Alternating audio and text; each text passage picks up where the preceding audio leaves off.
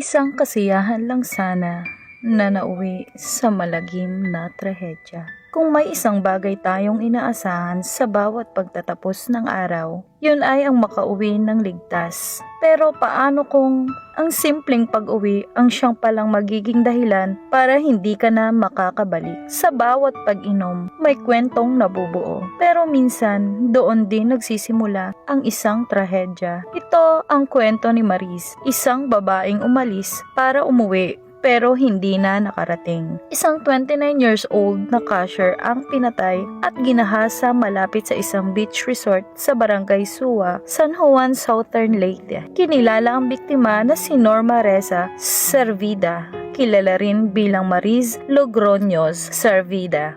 Isang single mom at nagtatrabaho bilang cashier sa isang grocery sa nasabing lugar. Wala mang marangyang buhay pero may pangarap, nagsusumikap